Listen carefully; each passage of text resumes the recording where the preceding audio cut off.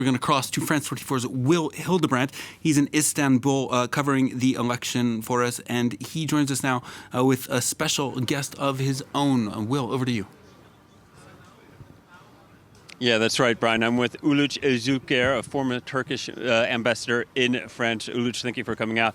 A momentous election in Turkey, the first ever presidential runoff. What does this bode for the future of the country? Well, it's a difficult time because, as you know, in Turkey we have had a crisis, economic crisis, and whoever took the power in Turkey, it would have to face with the solutions, impossible solutions to that problem. Economists have criticized Erdogan's policies as being unorthodox and making the matters worse, but he's also hinted he might return to maybe raising interest rates. Do you think that's in the future? Probably. I mean, he needs to. I mean, he has to, because the economic policy that he has in mind is not a good policy at all. I worked in OECD and elsewhere.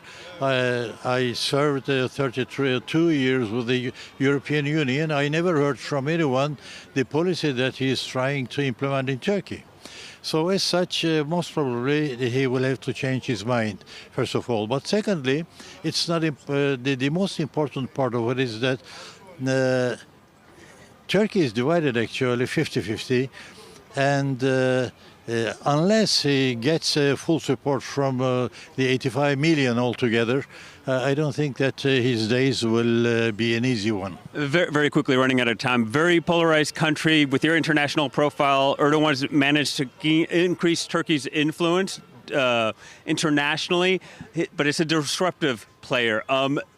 Do you agree with his politics in that field?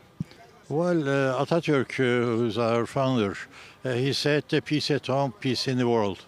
So I think that Turkey does not need to go into wars and into the destructive, let's say, the policies.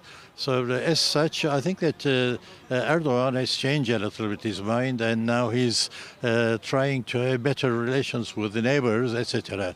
But is this sufficient? No, because in the first place, Turkey needs to come closer with the European Union and solve also many problems.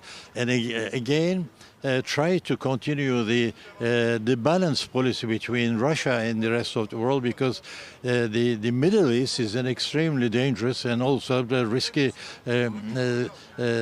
region in the world.